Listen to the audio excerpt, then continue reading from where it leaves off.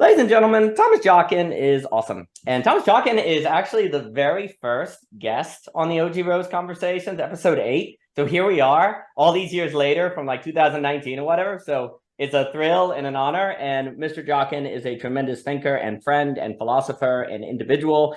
He's visited the house, which has always been a treat. We always enjoy seeing him at the net. He always brings fire. Always appreciate what he has to say. And Mr. Jockin, on this fine day, what have you been thinking about? What's been going through your mind? And again, it's a thrill to speak to you, my dear friend. I know. It's funny. I did not know I was the first non-Michelle guest. That's amazing. It's funny to think how much time has passed. Isn't it crazy? But I know. Actually, and that ties to why. So I reached out to you, right? Because we've done a bunch of conversations before, right? I reached out to do another one today because the net session, that whole discussion originally, right, as I contacted you, was about the nature of gratitude.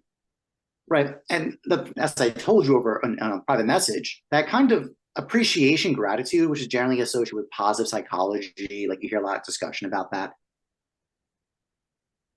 Thanksgiving, right? It seems to be a intellectual virtue, like under justice, right? So it's a kind of understanding the reality of things and knowing the due order and placement of things. But it also tends to have a moral dimension to it as well. I made some comments about this. Aquinas, there's moments where he talks about, kind of the kind of justice as the debt of deserts, right? Of one deserving what one owed by your merits, by your virtue, right? But then there's a debt of love discussed by Aquinas, in particular with ingratitude, like kind of he's talking about it more in the privational state. And then there's also in Aristotle a really interesting kind of play where the protection of prudence, right, which is the jurisdictional kind of assessment of particulars of applying rules of daily life, is protected by temperance. So one must be temperate, a moral virtue, to even have prudence. So it's also kind of a hierarchical relationship between the two. So those kind of things kind of point out that appreciation and gratitude is both a kind of justice to perceive things as they are, but also you to be a certain kind of character it's a moral state actually to be in a state of gratitude, of appreciation. And I think about that related to friendship, especially the idea that almost always with appreciation, it's always about the context of time, how you're placing a phenomenon or a situation or occurrence in time. It's so important because almost all acts of positive psychology of appreciation is you have to place something in its proper position in other things. Common example, I'm stressed about my credit card debt, but you know what? I'm in a first world country. I have a roof over my head. I'm fed, right? So this is kind of like attack on anxiety or tensions or any kind of psychological state by placing it in a larger context of assurance of some kind. But also even that use of appreciation you talked about before in the net before about artistic or aesthetic appreciation, or intellectual appreciation. It is a general term or a belief that a genius takes another genius to appreciate them. That's true in all the disciplines. So basically, the great geniuses of any craft or discipline require someone to esteem them, to actually recognize their placement in the order of their craft. So there's this like really interesting play going on of context that's happening. That's where I'm kind of putting this in front of you, where I'm like, there's a lot there in terms of kind of where we place gratitude and appreciation. I think a lot of times we don't really know how to orient it in the modern world. And I think that's a really rich area of conversation. That's why I'm throwing it over to you. Well, that is an outstanding, everything you brought up was really interesting. I think very important. It is interesting as you're speaking, because I know also in the ethics, there's this idea of kind of the scientific knowledge where you say, oh, that's fitting or it's kind of facts. But this is very different from that excellence of deliberation or that ability to deliberate something that is variant.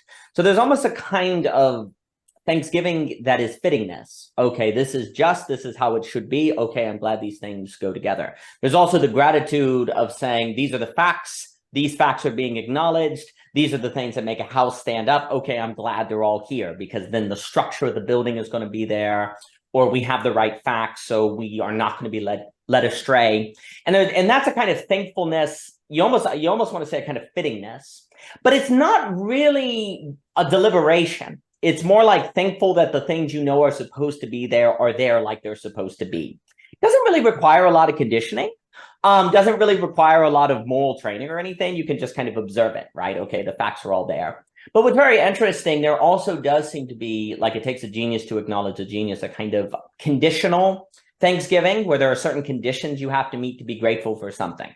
Like you mentioned art, and I think it's just a very good example. I remember the first time I read The Sound and the Fury by William Faulkner. I was like, wow, this sucks. This is really bad. And then after time, like the third time, and having the great William Wilson walk me through it, and then going, oh, Benji's saying the sun is cold because he is bound to an associational logic. He can't think in basic cause and effect because he has a mental handicap. So he literally thinks the sun is cold because it's cold outside while he looks at the sun. Therefore, the sun is cold. Oh, that's really genius. It's not a bad description. There's an intention here that is suggesting if Benji is the character that represents the modern consciousness, then for Faulkner, the modern mind is one that where nothing is given. You know, God is dead. You know, it's an associational logic which is bound by associations, and so we all kind of have this kind of mental handicap, right? Trying to get back to a caddy who is gone, but because we're not able to linearly comprehend reality, we don't know where we are to even know that caddy is gone.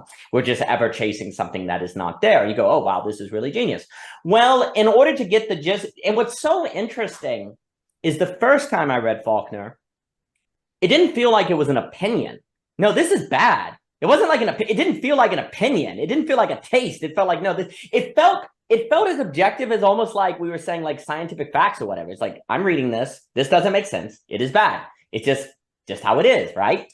And it's funny how it's almost like in that way, to get to this more conditional gratitude, you almost have to work through your initial impressions of what is given or what is fitting or appearances.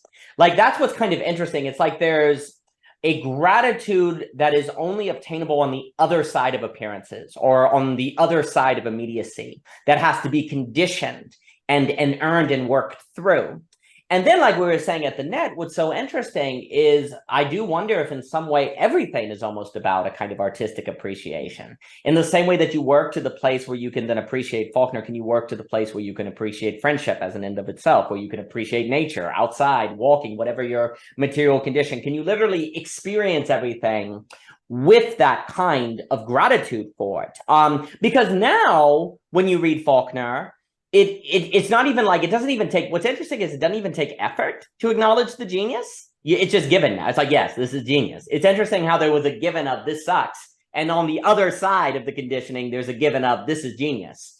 And it's almost like the thanksgiving, the kind of gratitude that is earned, it's striking. It's a kind of shine that's there. And you're also kind of wondering, and then I'll give it back to you, just these are kind of some initial thoughts going through my head.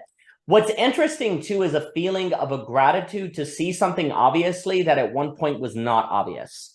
Like to see something is like, it's like grateful for not being blind anymore, or like grateful for not being unable to experience things in a certain way that when you couldn't experience them, you couldn't even know you were not experiencing them in that way. So there's a kind of a way of coming out, I guess you could say Plato's cave, there's a way of coming into an experience of beauty where then you realize you were looking, there's a lovely line I think about a lot at the end of Waiting for the Barbarians by Cortez, where he says something like, I've been looking in the face of something my entire life and I can't see it.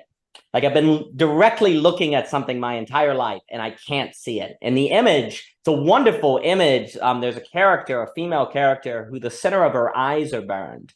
And so she can only see around this burnt circle.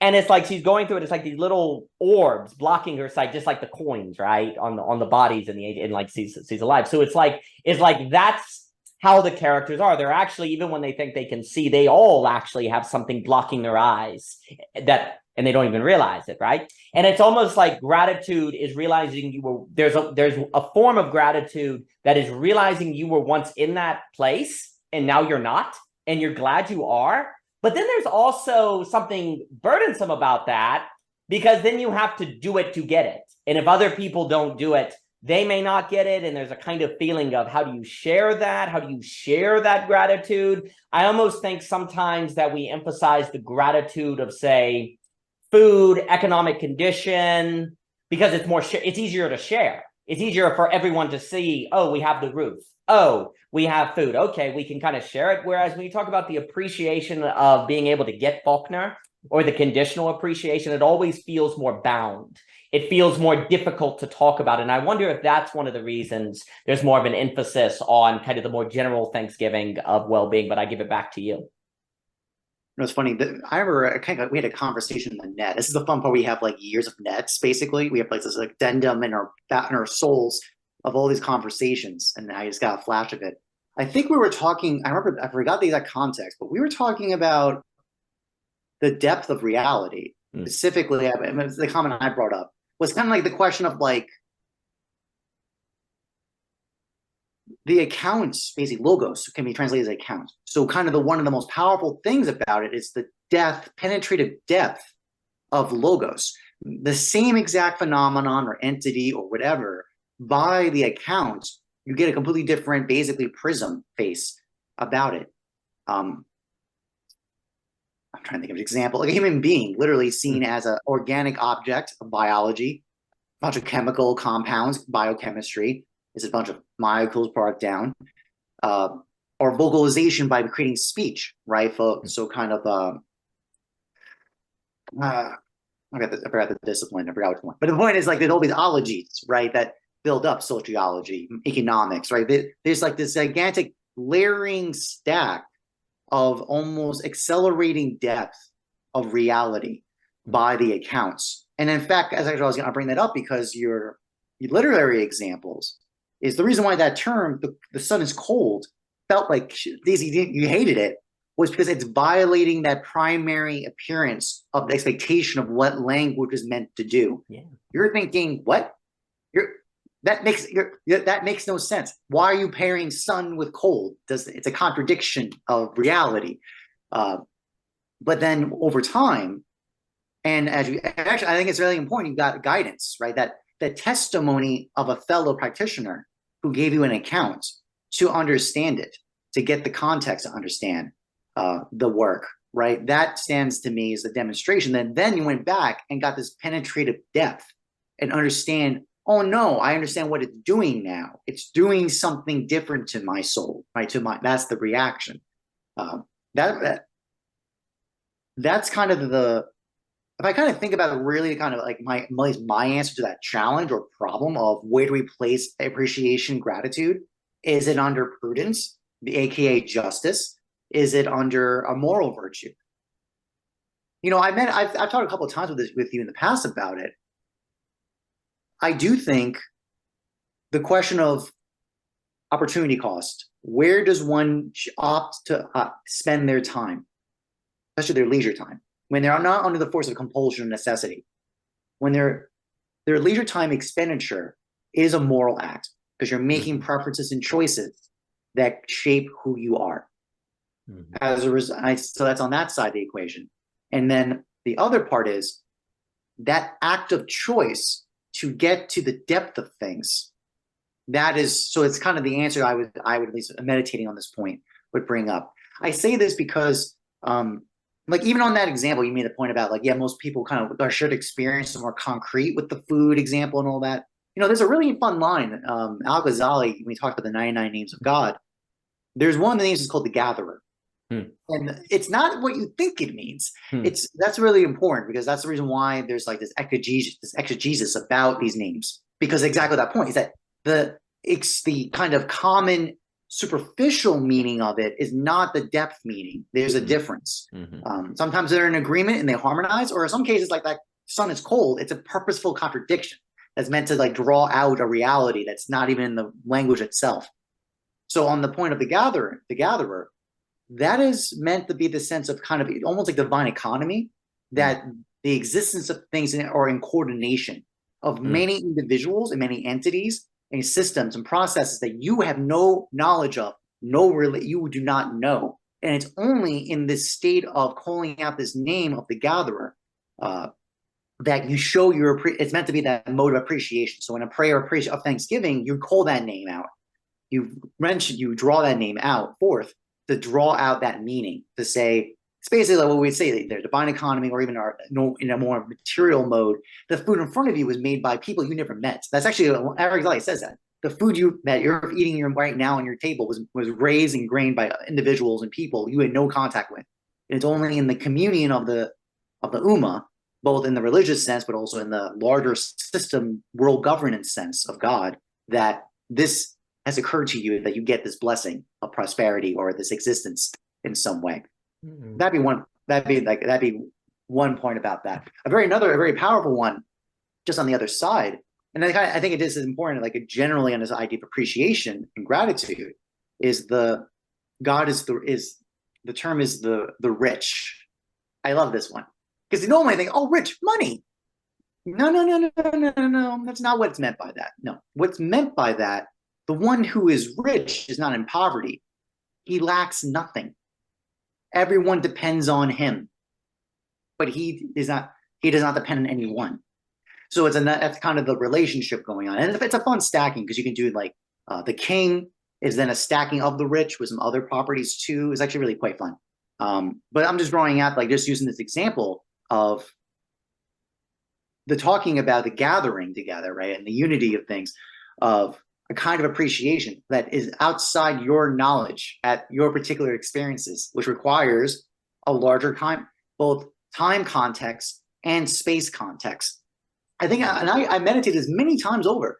I do think wisdom is this approach of these kinds of understanding. It is absolutely, I think, some time preferencing property. And that's why, wisdom is not knowledge per se. It's a different kind of cognition. Aristotle makes that very clear. It's a kind of moral reality of cognition. It's something really interesting. It's wisdom and this kind of nature appreciation seem to have some overlay with each other, because Aristotle is saying, no, guys, it's not just scientific knowledge. It's not just knowledge with like that kind of normal mode. There's something else going on with it. It's a combination of nous, right? A kind of understanding of the first principles, kind of a drawing out, like, as you said, kind of a quick, like a kind of this like apprehension, right? With scientific knowledge, with understanding of the universals, which really means things of temporal length. You have to have a larger perspective. Okay, that tends to be the case with most wisdom, is that it has a larger time preference. It's way longer time frames. Any act or anything is judged on a larger context of time or space, or both, to then make an assessment. So something that seemed like a very great, awesome thing for like this one moment versus what is this going to do to you in 5 years, 10 years, right? These seem to be showing a direction of what is wisdom. So the probably the most ultimate wisdom is the ones that literally the act is seen from old time, both prior and future, which of course we can never, it's almost unfathomable for us to understand that. Mm. So that's why, and that's why Aristotle considers wisdom it's a kind of a relationship to the logos in this accounting, because that's an account that's a very different scale than all the bunch of accountings we can give. It's a much it's like a temporal depth. Because I also think I kind of, I think we've humored about this a couple of times, because I know you're a big fan of Bergson, is that co-equivalence of time and space. That's a presupposition, right, that we operate with in the scientific literature and approach. I don't know, man. I keep looking into it. I keep getting, like, it's useful. It's a useful abstraction, and quite frankly, maybe when I say it a friction, I don't know. But there's moments where I'm like, time seems to be operating. It is not equivalent to space. It is a figure of its own nature. Yep. And especially with a lot of this push on synchronicity as such an important property of an explanation for phenomenons. And I kind of love Jung's commentary about synchronicity as the uncaused connection of things. So it's like obliterating the causation chain, but yet saying they're connected still. Such a fascinating argument. That nature of time, the way we're talking about it, seems to draw out that it's something special about it. Yeah. And that's something about gratitude and appreciation is like putting a finger on it in some way. And I'm going to leave it Back to you on that. Outstanding, absolutely outstanding. I am increasingly convinced that it is not that space is that time is relative to space, but space is a manifestation of time. That time is more fundamental, not in the sense of that wherever there is time, there will be a manifestation of it in terms of space. But that is very different from saying like time is an illusion to a block universe, like you end up in Einstein, and there's that there's some different people, but that's an extremely important point. Because then if gratitude, so there's a few things, like when you're talking about, and I like this phrase, I'm going to use it on the uncalled connection of things, because that's when you were talking about the gathering, I'm associating that with the dance in Dante, that is this uncalled connection of things. There is a connection, a synchronicity, like in dance, it's a synchronicity, and things are gathered together. There's an intelligibility of the relation of everything, but it is not given an immediacy, and it cannot be reduced to just basic causation. It is a uncalled connection of things. I think that is magnificent. And what's very interesting with that is because on this question of if Thanksgiving is a moral act, there is something about a question I have as we're talking. Is it more moral to do something where the end is guaranteed, or is it more moral to do something where the end is not guaranteed? So, for example, if I know that, say, if I give this person, like if I go, okay, if I give this person $100, I'm going to feed them. So I kind of, the moral outcome is guaranteed, right? Is that more or less moral, or maybe character, maybe there's a different way to language this, than say, if I engage in philosophy, learn different books, thinking that one day that will make me prepared to talk to someone that will help them in uncalled connecting ways to deliberate well on situations that they don't know ahead of time, and as a result, they're able to flourish more. The second example, you could say, leads to a moral end, but it's not so guaranteed, and there's the risk that actually I'm not going to do anything of any good, right? Where in the first, it seems to be like there's less of a risk. There still is a risk. They could take the $100 and go gamble with it or something, right? But it's almost like there's a difference between, maybe this is the way to put it. Does it take more maybe it's character. Does it take more character to do something where the moral end is not guaranteed than it does to take character where the moral end is guaranteed? Because maybe part of Thanksgiving is when a good arises that wasn't guaranteed, like this higher conditional Thanksgiving that seems to be more like this kind of moral Thanksgiving that's beyond just kind of immediacy, is the Thanksgiving that indeed there is an uncalled connection of things, like that there is a dance going on, that there is a gathering that you can participate in. It's not guaranteed, but the very fact that it's not guaranteed almost then seems to require more character to do it. Like there's something about doing something where the positive end feels, at least, it requires less deliberation. Like we could put it that way, right? I give you $100, you're going to use it to feed yourself. Not a lot to deliberate there. It's pretty straightforward, right? But when we're talking about friendship, like do I know the moral end that could lead to? Do I know what the fruits of it will be? Not really. Maybe not. I treat it as an end in itself. But is treating like a thing as an end of itself a higher good than doing something that has a good that is guaranteed, like giving someone $100 to feed themselves? Because I think about the character of Thanksgiving in those two situations. If I need $100 to buy groceries and someone gives it to me, I'm thankful. It's very immediate, it's very determined.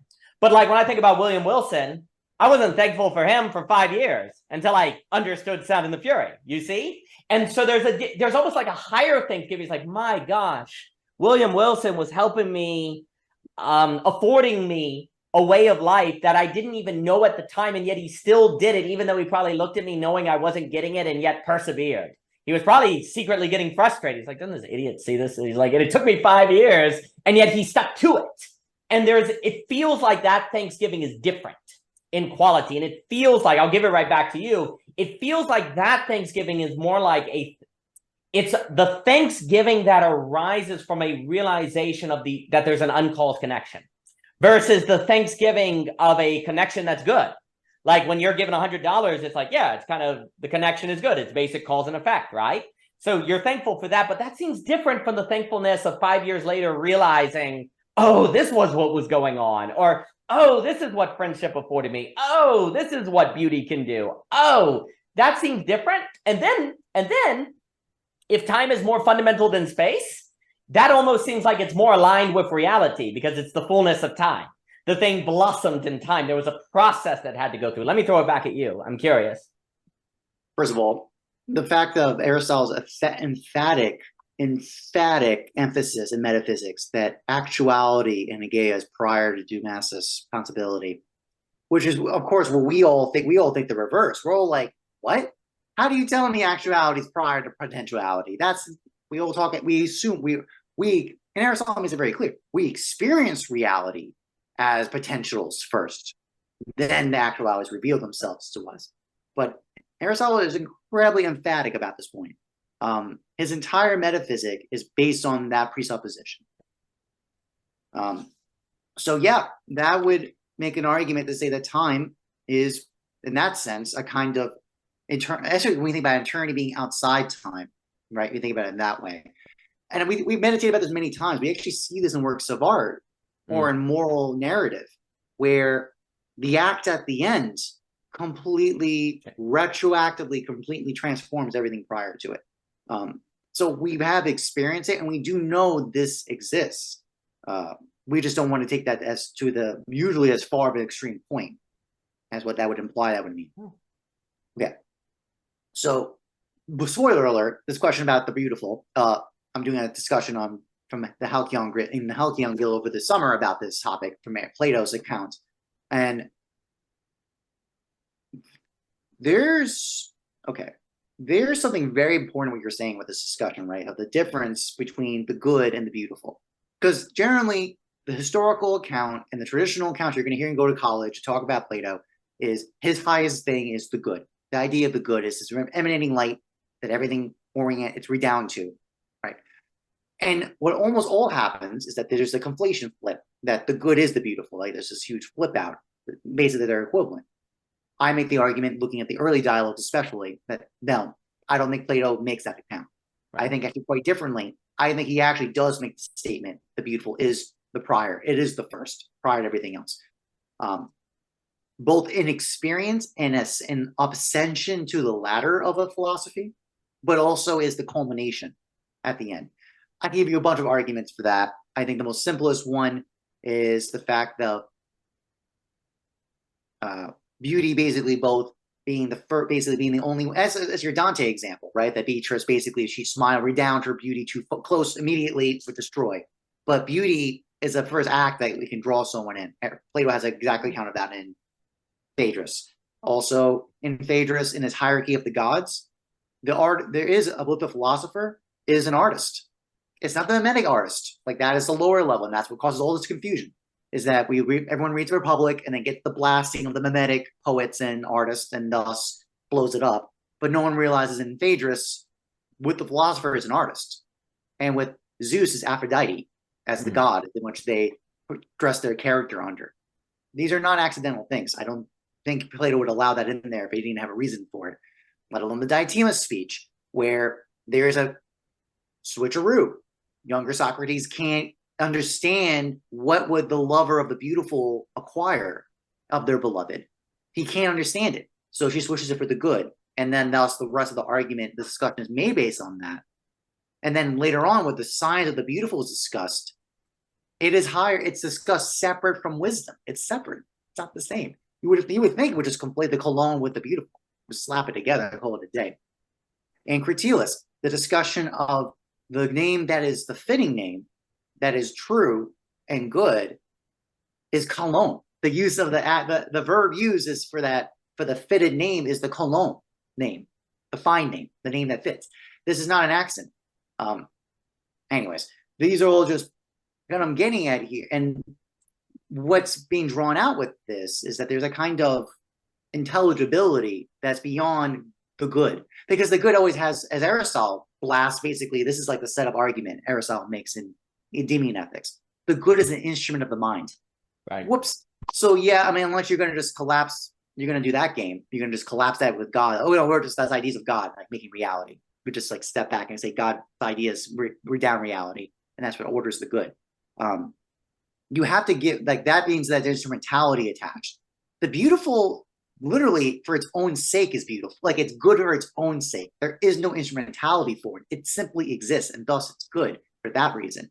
And that lack of intelligible, it's intelligible yet not instrumental. That's kind of the difference, right? And synchronicity is almost like a demand to point out that case. It's like an imposition that tell you, no, you're the apprehension of that intelligibility and the pleasure you gain from that intelligibility, in fact, of the almost abiding of reality together. It has all these interesting properties. Okay, this is all gigantic tangents because I want to draw it on this Thanksgiving gratitude appreciation point you're bringing up. I say that because notice I'm talking about instrumentality. I've always had this kind of like, I don't know where I've learned this. Maybe it's from my family, maybe it's from Islam, I don't know. But it's almost like this idea that if you do something with an expectation of return for your act of kindness or goodness, that was not charity. It's almost like you forfeited what it was actually about. You made it as a transaction. And the reason why is you have to have that. I do agree it's a character. I think it's a moral quality. You have to be willing to withstand, quite frankly, the kind of absent uncertainty of, I am not demanding justice of a kind of equivalence of exchange here.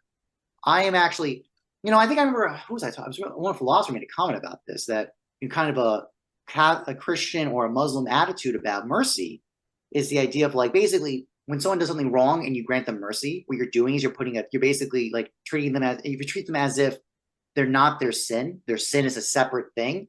And when you give them that kind of separation, you're almost putting them in the future.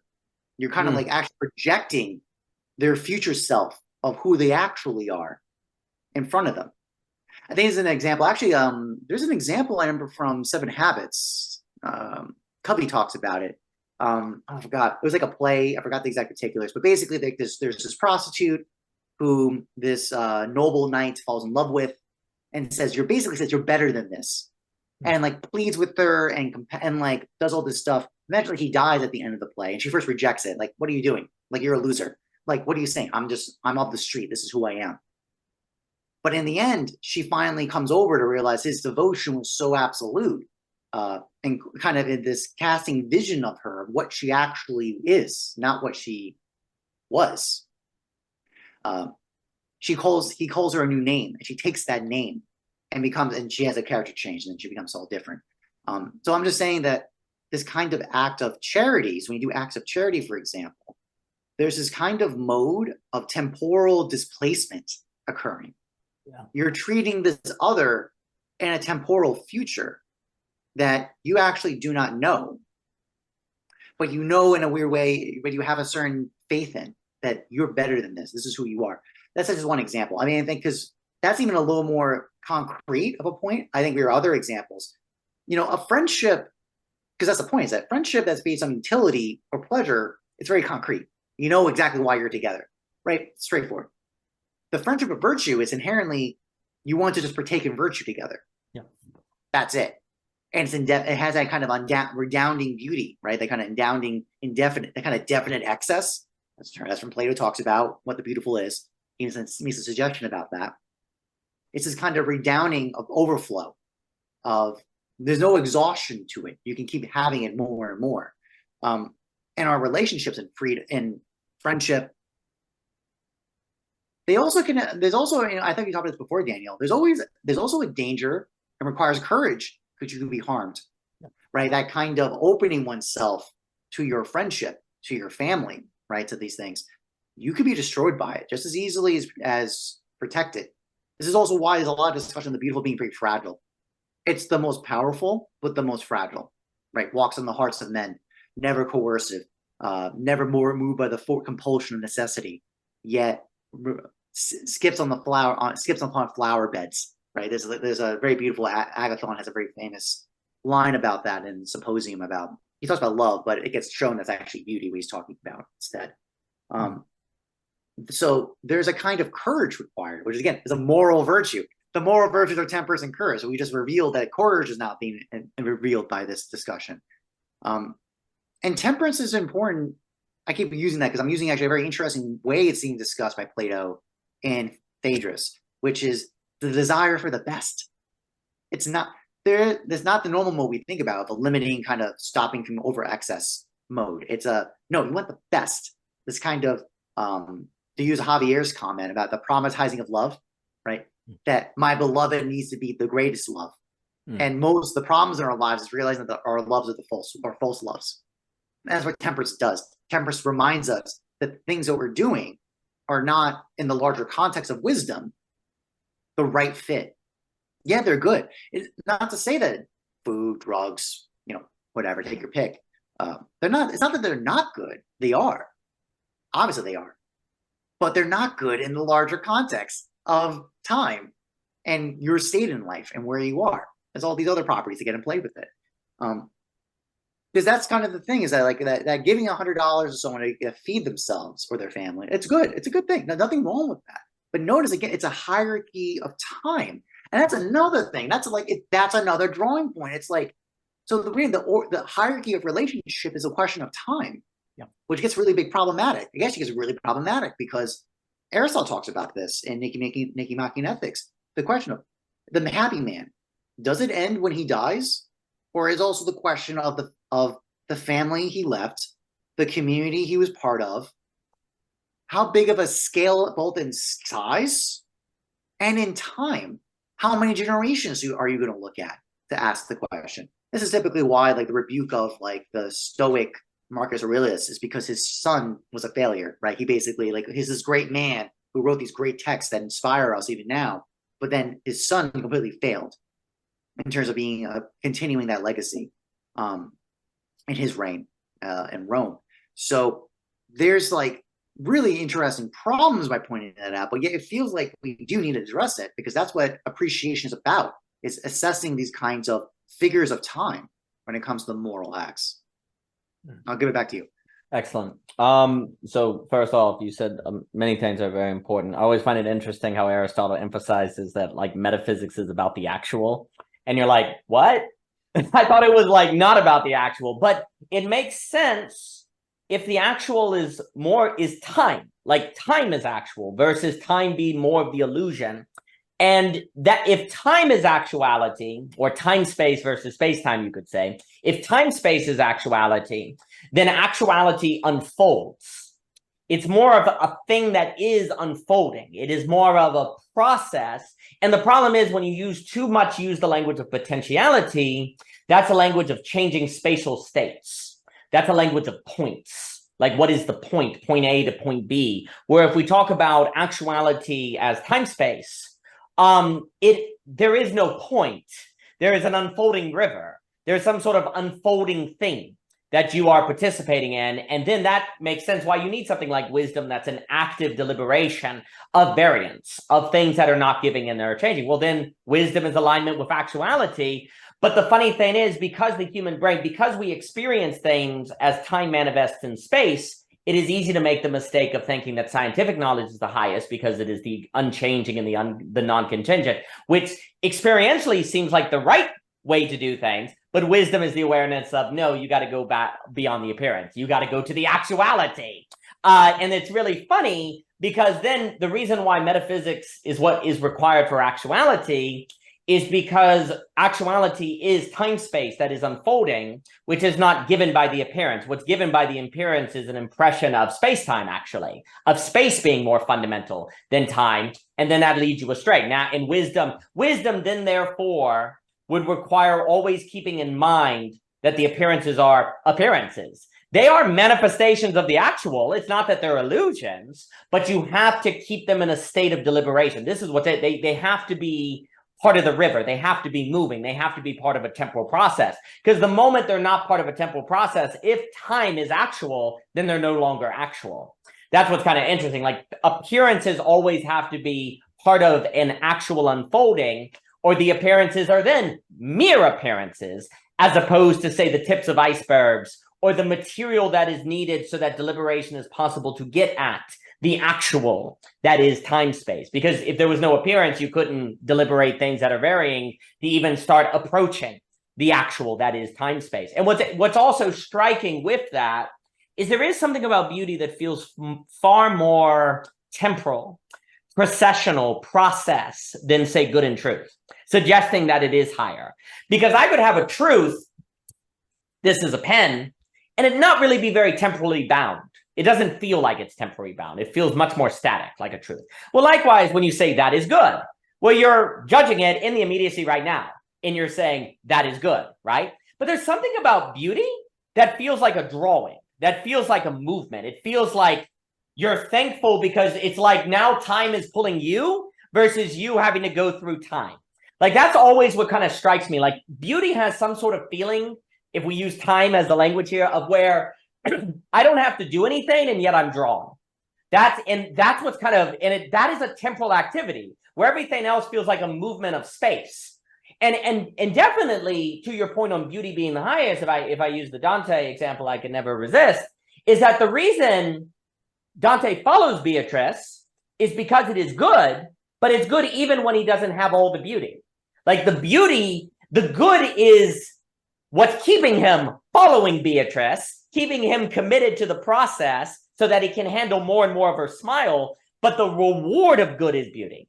That it's like beauty is the reward of the good, per se, in so much as the good is processional, part of a process that is moving toward the beauty, that then the good is leading you to the, it's almost like you determine, okay, truth exists, Flatlanders almost, to point, okay, truth exists. Well, if truth exists, it's possible for good and bad, for things to be actual versus not, and the actual is good. And also it's possible for some things to be more true than not, some things to be participating in actuality than not. Okay, now the good exists.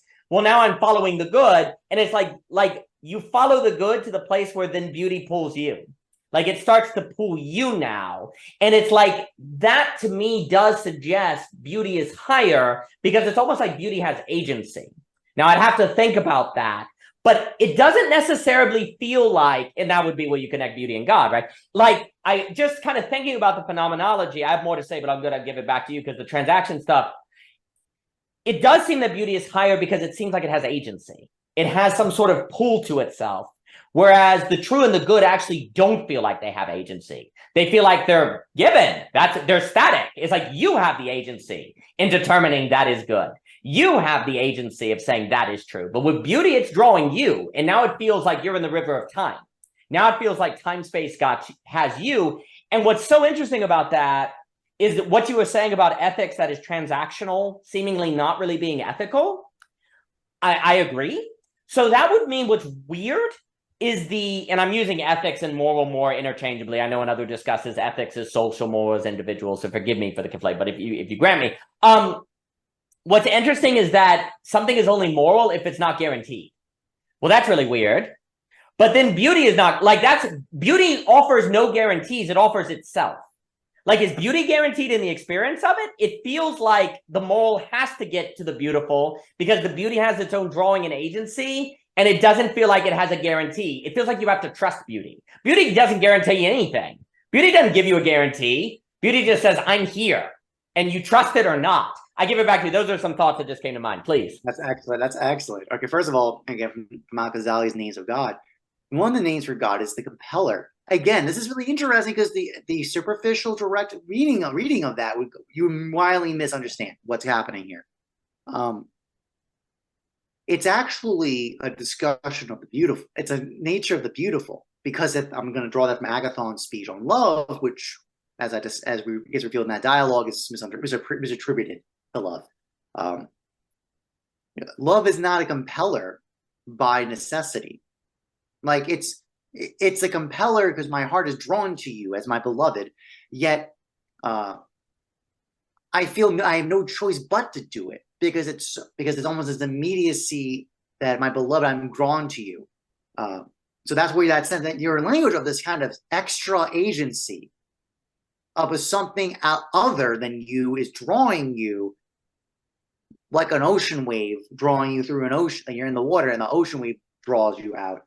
Like that's like external agents, quasi-agent, because that's just nature, right? Pattern doing that.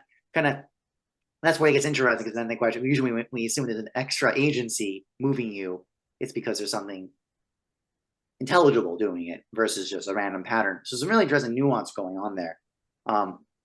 Which is interesting because normally we get anxiety when that happens. Think about that. That's why you're interested. You're known by the good and true having internal agency. But when I impose onto you a proposition, like look, argumentation, right? Proposition A versus proposition B. That's us imposing our truth onto each other, right? There's a sense of attack. Isn't this interesting? Then in arguments of statements of proposition of truth, and argument in statements of moral or ethics, I'll grant you again that same, just like you said, it could be individual or collective entities. We feel like those are attacks, and we feel almost like our on a language of individual rights we're attacked. On that side, you can't tell me what to do, right? This is kind of imposition forced on us. Yet the beautiful, if we make an argument that it isn't an agent imposing a apprehension onto us, we don't feel that. In fact, quite frankly, when one follows that love, like gets that experience of beauty, it's that mode. That's what's meant by that compeller. You get moved by it, and yet with no objection. There's no challenge to it. When you're in the possession, when you're in the appearance of, you're in the presence of the beautiful. There you go. That's what I wanted. So I think that's really interesting. You're seeing that, Daniel, because there's something very interesting about that point. And I also have another note, by the way. So this idea that's kind of going back at that time point. You know what's funny? So just a comment. I was just reading about it recently in Aristotle from his Metaphysics. He makes he's very vigorous to say the wooden spear or the brazen spear did not come from the wood. It did not come from the bronze. So you're like, what? Where did it come from? Because it has to come from to be something, right? That kind of temporal appearance. Daniel, you know what he says? You know what it is? We want to know what it is? Black traces. That is what, via the medium of the material, the matter of the wood or the bronze becomes spherical. It becomes, the term is like that in it. It's a kind of like, it's almost like the material is occupied, is assumed. They use a kind of the language from Aquinas on angels. Angels don't have bodies, they assume bodies. That's what Aristotle is getting at with this discussion, this idea that the wooden sphere or the bronze sphere, because notice that's the point, is that right? That sphere as the substance, as the form, let me clarify, the form of the sphere is made in the material of wood or bronze. So obviously, where did that sphere come from? It didn't. That's what Aristotle is really emphasizing. He's saying, no, it cannot come from the wood. It cannot come from the bronze. That's an indefinite, basically, potentiality or masses. Where's the actuality? The actuality was in the lack.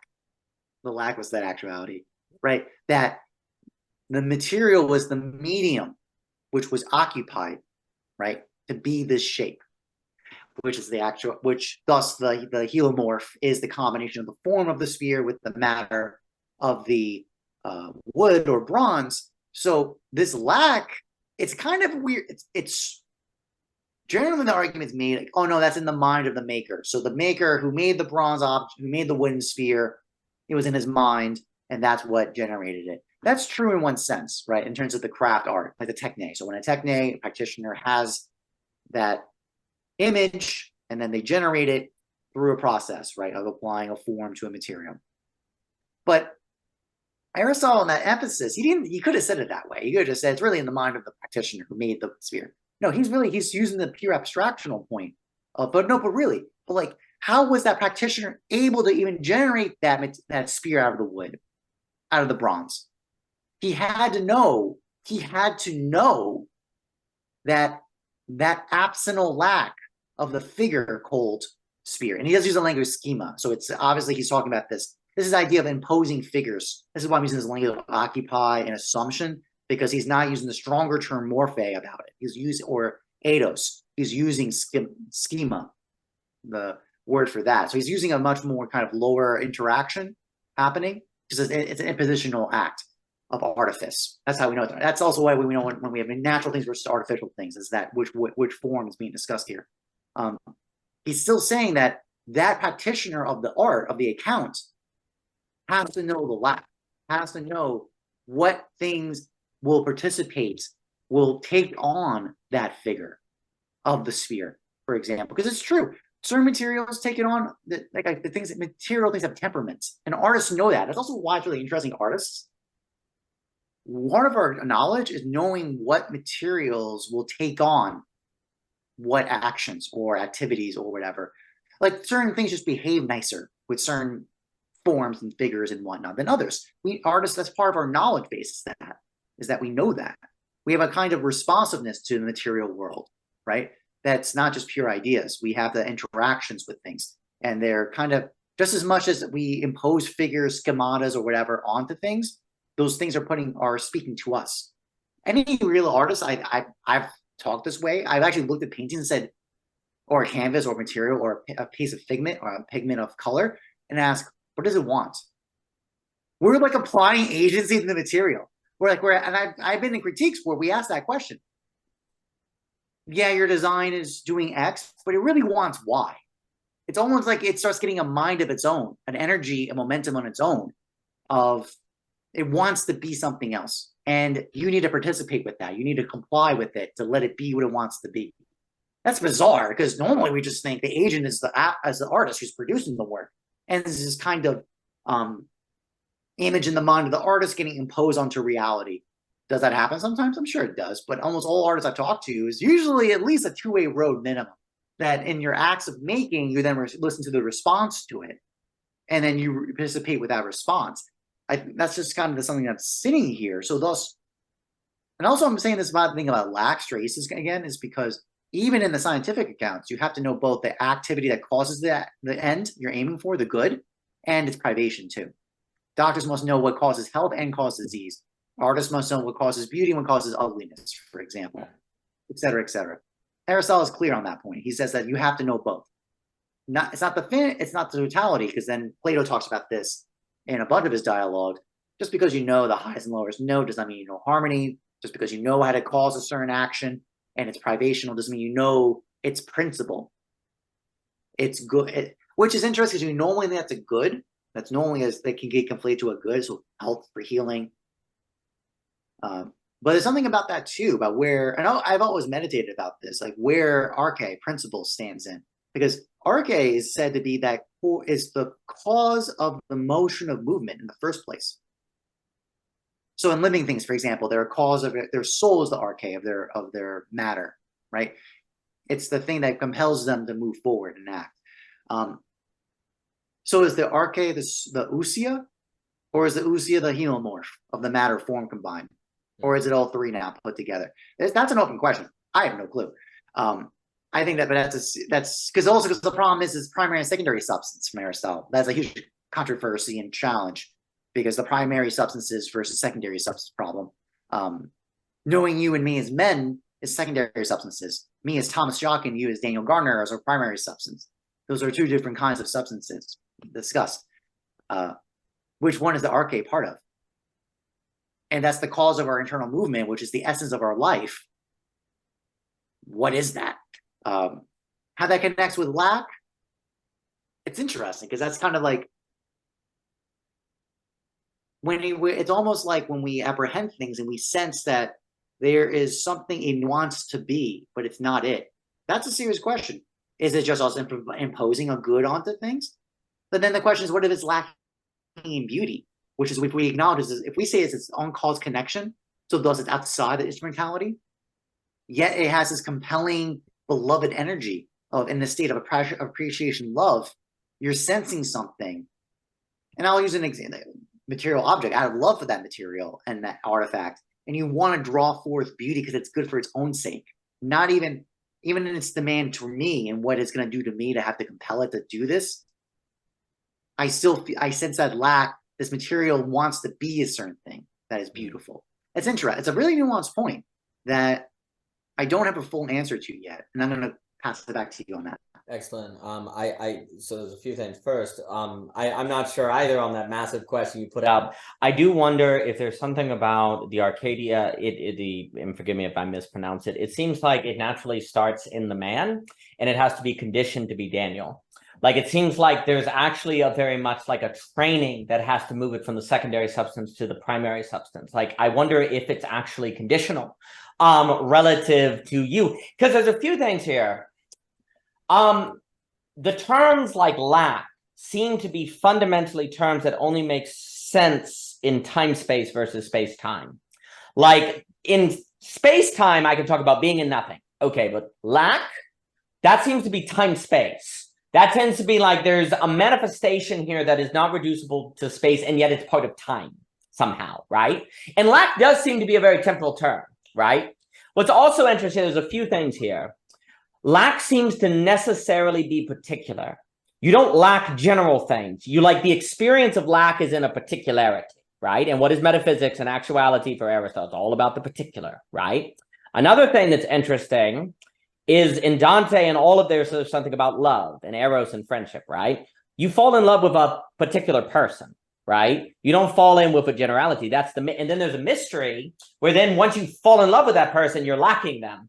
You experience a lack that wasn't there. So, and beauty is interesting because beauty also feels like a lack because it has its own agency. Like there's a lack that's pulling you into itself.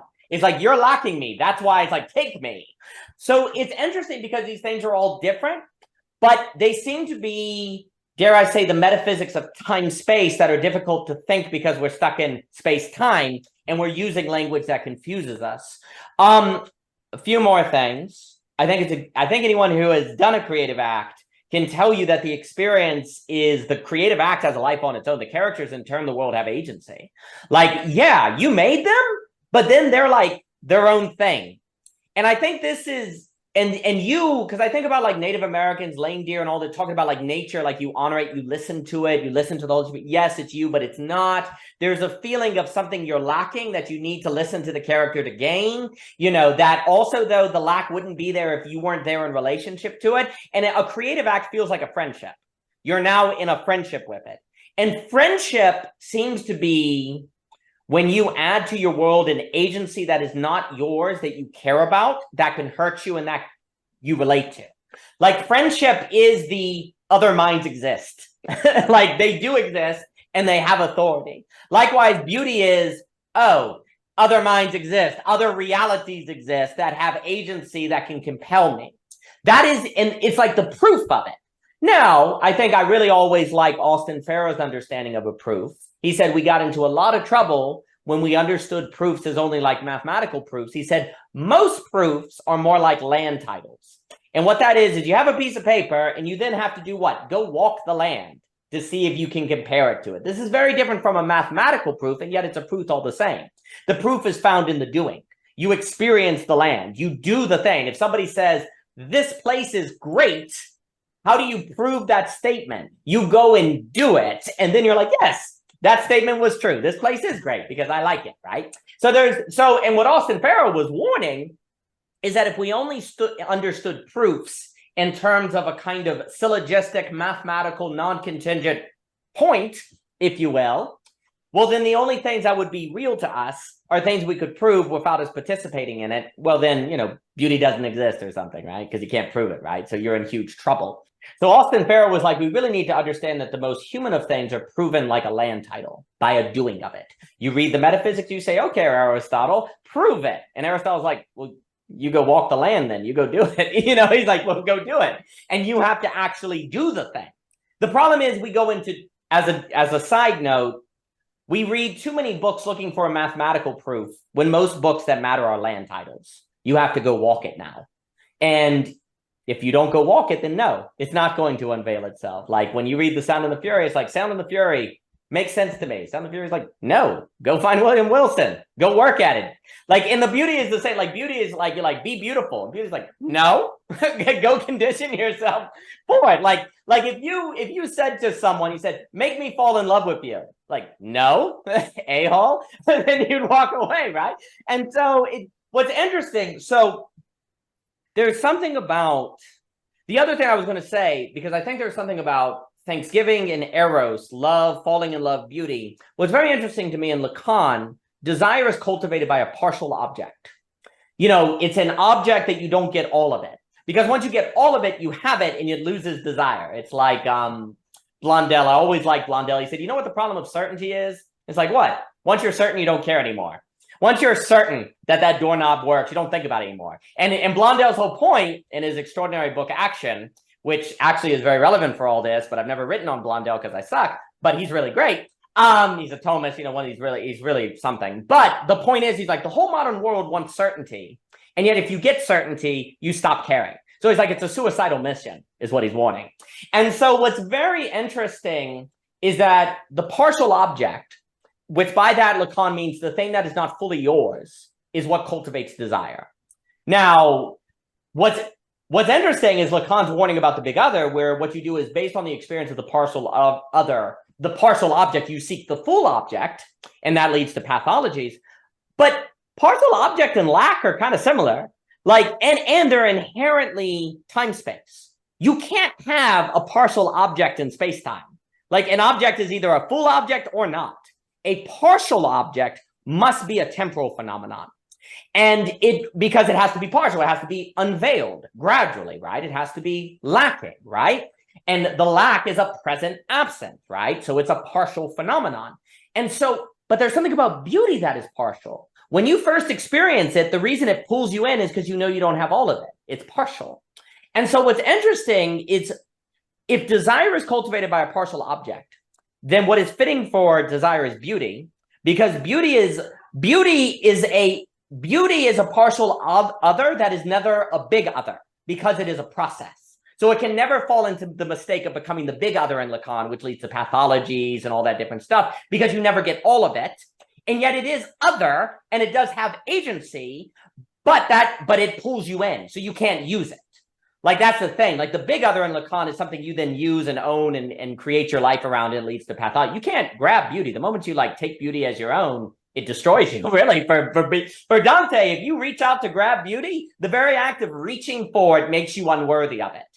If you truly were worthy of witnessing beauty, you wouldn't try to take it, like own it, right? You would honor it. So the very act of trying to get all of beauty is an act that automatically disqualifies you from its presence. And so the beauty turns into a force of destruction. And I think actually what Lacan is describing, like, because one of the reasons I've been thinking Lacan and Dante and all that is because I think a lot of psychoanalysis actually ties to classical thought on eros. Like, when people talk about libido, they really are talking a lot, especially with Lacan, in my opinion, as classically they would talk about eros, and eros is danger, libido, and different things. And so there is something about Lacan that's warning. Lacan, you could say, is warning you about the dangers of a partial object, and Dante's coming along and describing it more so. And then I'm thinking, like, in terms of beauty, which is a partial object. And then it's almost like, so this is, it all does seem to be a craftsman relationship, because I think what you're pointing at too on lack is really important. Because lack is a partial object. So when the craftsmen look at the bronze, they experience the bronze as a partial object. It's not an object anymore. It's a partial object. And thus they desire to turn it into the spear. This is what happens when the craftsmen, and this is why I think you have to link it all together in time space, not merely potentiality. When the craftsman, and I'll use the bronze spear example, when the craftsman sees the bronze spear, the idea of the spear turns the bronze from an object into a partial object. But the partialness of the object is not merely in the head. You cannot reduce it to the idea. The idea is what makes a relation with the object that turns the object into a partial object. The object itself gains a different quality, not merely your idea of it, because then if we follow like Hume or whatever, if all or Aquinas, if all ideas start in experience, well, the only reason you would even have the idea of the bronze spear is because there is bronze to experience. So then to say, oh, it's from the idea, well, that idea is only there because there was bronze to become an idea that could be fed back into the bronze as a partial object, right? So it's an entire relation or situation, you could say.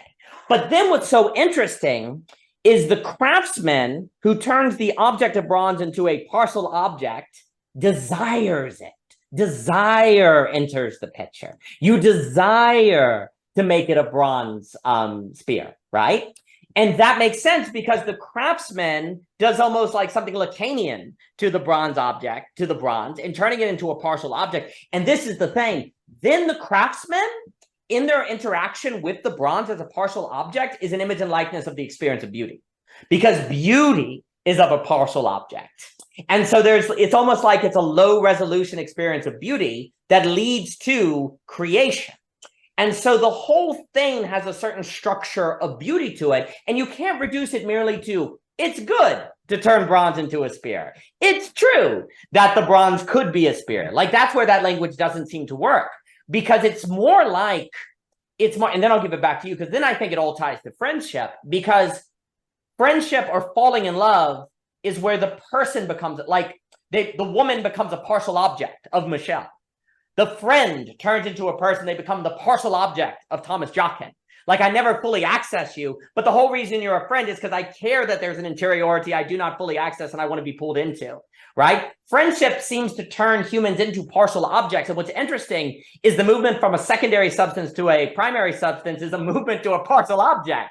You would think it would be, that's the irony, is I think we associate primary substance with full substance. It's actually more like a partial substance in this Lacanian sense. It becomes an incomplete thing, like beauty, that is good in its very incompleteness, because that then draws you in. And it's like when you create and you desire, it draws you in to turn the bronze into a spear. And when Thomas Jockin turns, when the man turns it of secondary substance, turns into the primary substance of Thomas Jockin as friend, now you're a partial object, because I don't know the fullness of Thomas Jockin, which in a weird way, when you were just a person I didn't know all of you.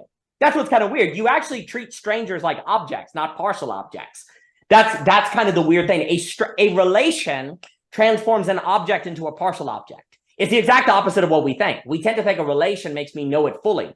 No, the relation turns the object into a partial object, in the same way that the bronzeman relating to the bronze turns it into a partial object of a potential spear. And then he's drawn into the creation of that.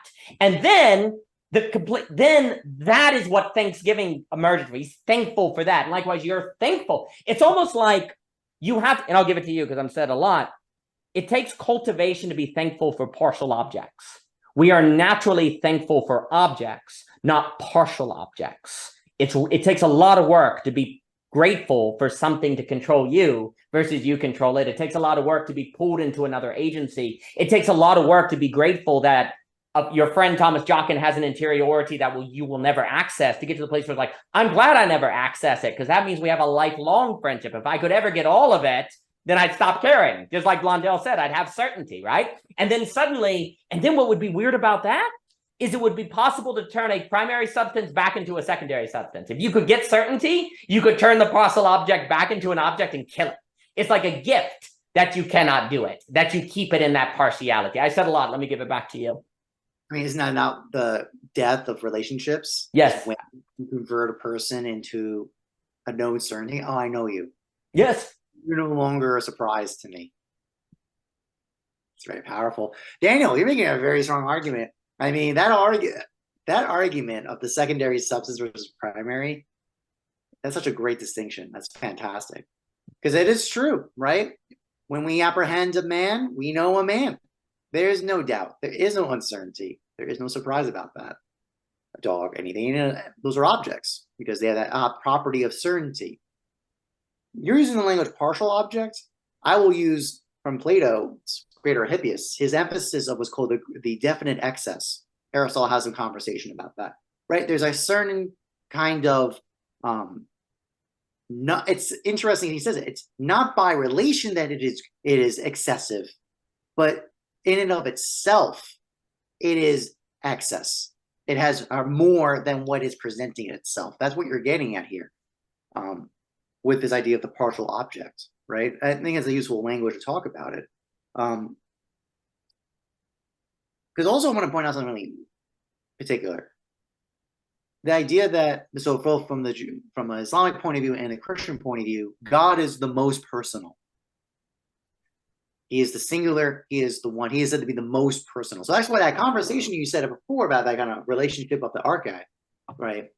I don't, that's an interesting point, because to say that your definiteness as a man, right, going from man to then Daniel, for God, because he is the most definite, his individuality is the most particular. And in fact, actually, it's a very interesting point. I think I've listened to some lectures about this, to say that, those that are evil or have lacking in virtue or in grace are very boring. They're actually not definite. They're actually the opposite. They're indefinite. And actually, the degree away they're moving away from virtue, from actuality, they're more indefinite. They're less defined. I'll say this. Generally, when people are very they don't have strong convictions, they go whatever is said around them. They kind of go, yeah, man, whatever. I get really nervous, because that means they have no definiteness. I don't know where they stand. And now they're only responding to the circumstances around them. I actually don't have certainty about where they stand on situation dynamics when I see that kind of behavior. But so I think, a really powerful point there. I think the relationship of the creative act to friendship, beautiful. I think it's a great statement, because I think it's kind of and then related to that conversation with the craftsman, with treating the material as a partial object versus an actual object. So it's a particular object, right? It's not bronze in abstraction. It's this bronze, and in this moment, and in this dimension, and in this interaction. So there's that part. But then also this kind of definite excess. Now this bronze is no longer bronze. It is also this abiding object of a definite excess of lack, where now all these potentialities of participation can happen, right? That in their accounts, they have in possession of, they have access to. So it's interesting, because there's also a lot of discussion about what's called the passive intellect versus the active intellect. The question of, because you brought up before, where does the idea of the sphere come from? Where is that coming from? That's an Aquinas quadrant, right? If we want to make the argument that because God is an active intellect, if he says God is an active intellect, we are in agent intellects, which can potentially access it. Our linkage basically is to God by us activating the particular basically idea we need in the accounts we have our study of. So in geometry, right, the sphere, for example. So that's not conclusive, though. There are arguments and discussions about that, but that's basically what we're getting at here, is that a craftsman has a certain technique account, right, of basically these definite access, and that's what geometry is, right? Because geometry is one mode of discussion about it, in a sense that it's a figure that can be occupied by many different materials, and have these secondary properties because of that. So now the bronze is no longer just bronze; it's now a partial object of potentiality now of different materials and matter, excuse me, figures, excuse me. That's the word I want to use. And I think the idea of that lack of temporality, I've said this many times, and Aristotle talks about it too. He actually uses the discussion beautiful about it too. He has a really fun line about it. And I think in Prior Analytic, I think he has it there, where he talks about someone can be not yet beautiful, and then be beautiful, and then was once beautiful and lose beauty, right? So there's this temporal quality right there. So thus, he actually said, there's an interesting moment. He states no, the man can be in that process of becoming beautiful. So that's a state where normally his arguments of so law of non-contradiction. It's either you have beauty or you don't. And he's okay, guys, yeah, but see, that example points out that in the figure of temporality, the man can be becoming beautiful. So he is not yet in the state of beauty, but he's approaching beauty. It's similar to the discussion of a prayer is not a proposition, because it's neither true nor false. Aristotle has really interesting moments of you think he's this OG logician who's gonna stamp out analogical reasoning as a way of thinking. I'm not convinced. I think he has it all over the place. He uses argumentation to show these justifications for analogical reasoning all over the place. What I mean by that is terms and objects that are both referencing a sameness while having difference at the same time. So thus, in a normal argumentation of univocalism, we would say they're not the same. So thus, you can't use the terms or they're equivocal, so therefore they're not related in any way. So thus you can't use any inferencing based on that term. And I think even Plato, by the way, he's also in his dialogues. He also, I make an argument in my lecture series that the account of logos that's used by Plato in Phaedrus as it's the power to apprehend the unity of many things into one that are different as one. That's analogy. And especially analogy that's proportionate, that's based on, and actually, what's funny too, actually, about that, my favorite example to draw this point out is the use of liquid, right? That adjective liquid for liquid capital versus liquid water. The common that is an analogous term. We just don't think it is. We just pass through a comprehension about it. But it's an activity of motion through time. It's the act. It's the common. Its commonness is by a figure of time flow, right? So it's just like, what? So that's why it's another, like, you put your finger on that a little bit and you go, oh no, so wait a minute. So time is a figure that's not spatial based. It's something different that points to the ultimate, to a much higher reality of apprehension, right? To understand that there's because that's what logos is because the statement of the beautiful is the abiding unity of all reality with no different, like, basically, if there's language of that in Diantima about that point. So to do that, it would require, I make the argument, it requires a mode of analogy and it's probably going to end up in this kind of a causal connection abiding in time figures. And lack is that absolute example of that, by the fact that we can point to it to show lack is a state of not yet, abiding a definite access. So even when you do have it, it still has more than what it has when you have access to. And one can lose. So it's the loss kind of mode of it when it's passed through time. One last note, by the way, because you made the contrast of the mathematical equation proof versus experimental proof. I wonder about that, specifically geometry. I say this because in Meno, there's that whole episode about demonstration of the diagonal that's worked through time. Demonstration proofs of geometry have to be shown through time. I mean, shit. When I look at mathematical proofs, you just throw in the whole proof listed out in one big block object. Does nothing to me. Nothing to me. Yeah. Nothing. Yeah. I have to go through it. Both actually, usually for me, not just reading it linearly, right? For that discursive linear processing time, I gotta write it out.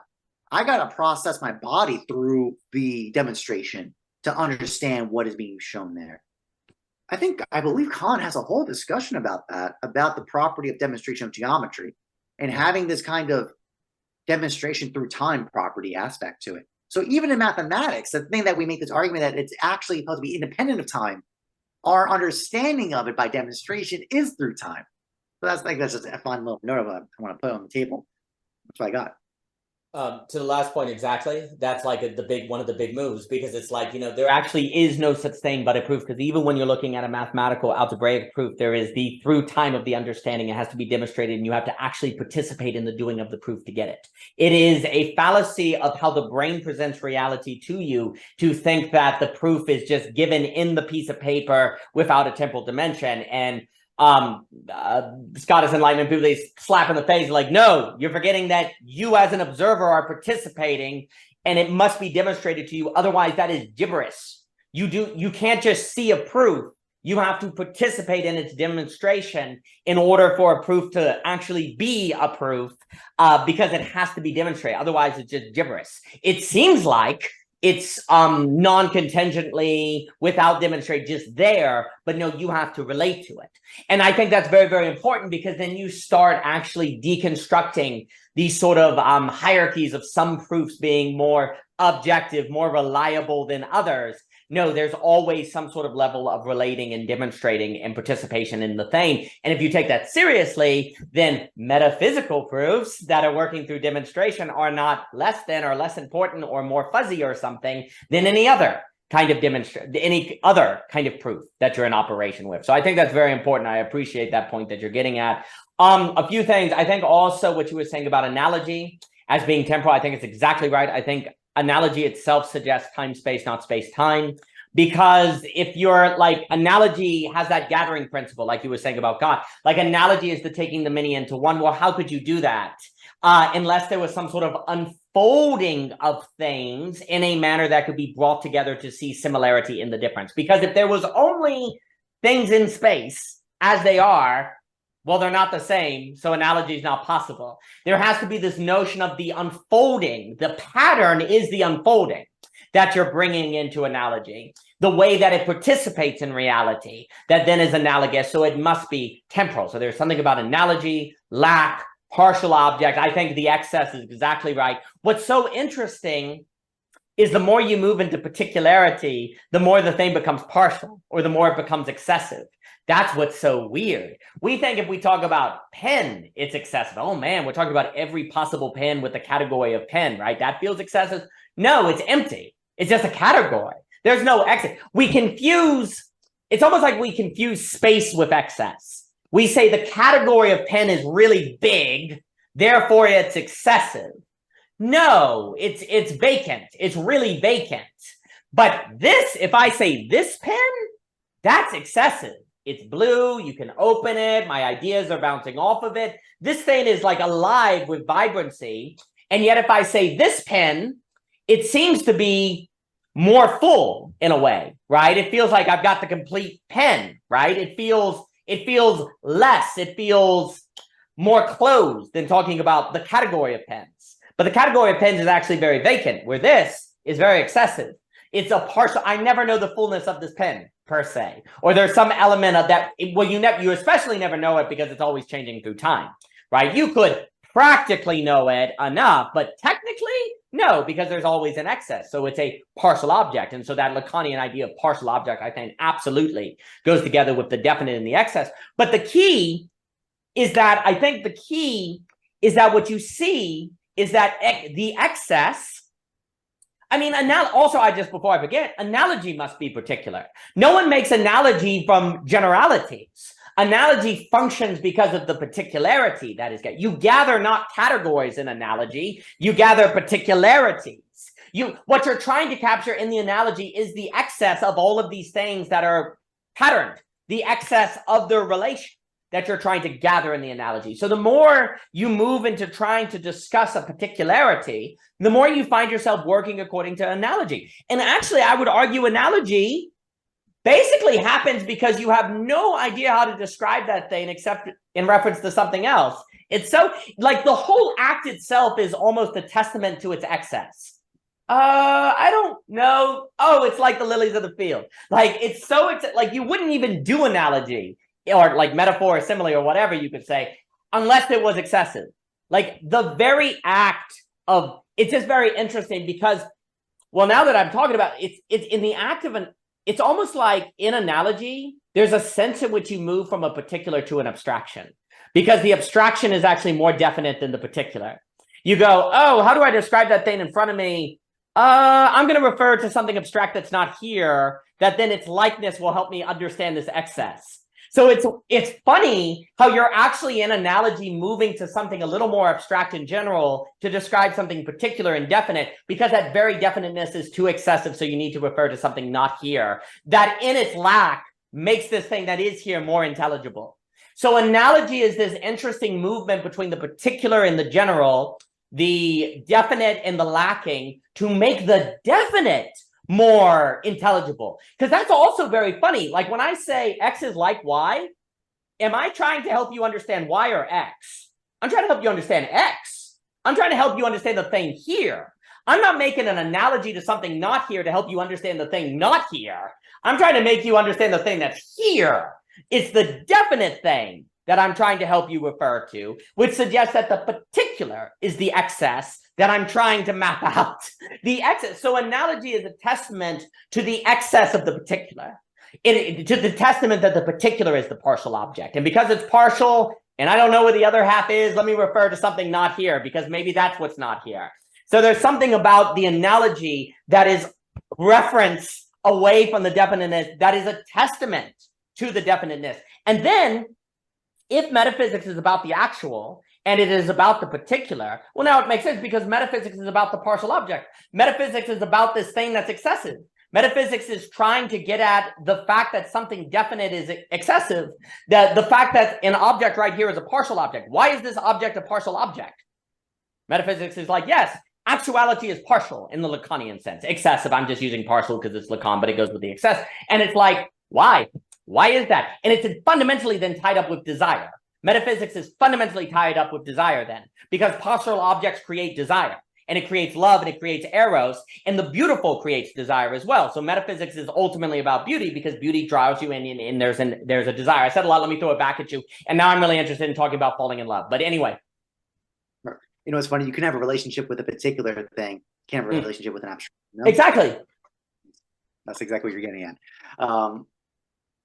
And that's exactly what a proportion analogy especially is about, the relationship between things, right? So that's exactly on point. No, Daniel, this has been, I mean, you got a masterclass of basically revivalism metaphysics here. No, it's great, because you're solving so many problems here. You're addressing, not solving, I think that's too strong of a term, but this relationship of lack, definite excess, partial objects. It's basically like I'm getting some vibes of like triple O here, some object-oriented ontology, but in a way more interesting way, right? Like we're not just kind of like just leaving it at to say like, oh no, there's like a sense, there's like the four quadtile relationship of things and whatnot. I think this, and specifically because we're kind of reaching the psychological, personal with reality, like with material reality. Like we're not falling into a dualistic trap here, but nor are we collapsing it into a kind of mechanistic understanding. Because one of the things we're drawing out, right, is this idea of, how best to put this, the act of interaction with things, right, in an analogous mode, especially under this relationship of appreciation. It's kind of, what you're doing is when you're in that mode of appreciation, you're being stricken by interacting with this thing as a partial object. You're realizing the lack that is endowing onto this interaction, object, phenomenon, whatever. And that's causing you to change your orientation to it. Just like the orientation of an artist to their materials is different. It is a relationship. It is not a mechanistic, just basically imposition, right? Which that, and then this kind of sliding relationship, what's going on here in the power of the intellect in its totality, not just in its reasoning sense, because one of the big challenges I make is to collapse reason to just simple deliberative thinking, as opposed to nous.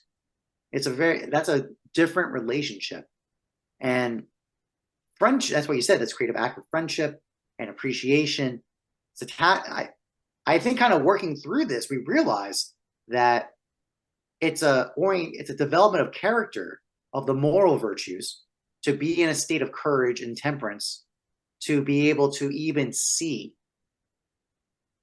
the potentially partial objects of reality. That you're seeing things in these partial objects, which are adjouned lacks, and you're responding to that. That's basically what's going on here. And now, how do you gain that account? The question is, like I said, I was going to draw this out. There's a really the Diotima speech about the science of the beautiful, and she's emphatic about this point. It is the reality of beauty, not the image of it. There's also the kind of Paul from Phaedrus, the idea that you can have an image of truth and not have the reality of it, meaning like book smarts. Just because you got a bunch of books, you have no bunch of names, and that's in the little Critias too, does not mean you know the reality of the thing at all. Some Aristotle talks about this too. You know, a bunch of young people without experience can't be wise. They can get, but they're very good at geometry. They can get abstractional objects. But that's the point. Like, why do they not have wisdom? Because they don't have relationship. They don't have that power, particular understanding of experience that it's given to you. They get the proper context of things. So what I'm feeling from all this, or just talking through with all this, it'd be, because the signs of the beautiful, it'd be like doctors giving you an image of health versus the reality of health, right? what is that? And I brought it up before, as I pointed out, like if a craftsman has basically, it's the science of geometry, like learning geometry allows a craftsman to know what a sphere is. And then has that account they can then give to bronze, wood, whatever material, and create those, make those objects now are partial objects that are then can participate and cooperate with that figure of sphere. So thus the science in that case is geometry, the knowledge that's gained. The question I have is, what is that science of the beautiful? What is that thing that gives the account of the beautiful? So Plato does not give that answer in the dialogues I talk about in the first lecture series, but I already have the next series ready to go because he does talk about it. And clearly geometry has a big role to play in it. It's not the total story, but it's definitely a part to play in the role. I say that specifically in I think it's Philebus. Yes, Philebus is where he talks about it. It has a really interesting point about measure, beauty, and truth. Those things are related to each other in a very particular way. And then thus comes the original discussion of virtue, because virtue is that intermediate state between excess and deficiency. So anyways, I give this back to you. Well, that's outstanding, because I'm glad you brought it up, because if there's something about virtue, about measure of excess and deficiency and different things, that's almost like finding where the object is partial, not nothing or not overly being. Because the other thing I was going to say, it's almost like, so there's a few things. There's a way in which the character person is grateful for the partial object. And also it should be noted that wisdom, like you say, is found in the elderly. Well, that seems to be time-space versus space-time, right? The young can do space-time any day, but there's something about wisdom that is experiential. Well, what's interesting, if things are time-space, then thingness must be experienced, because it must be an unfolding.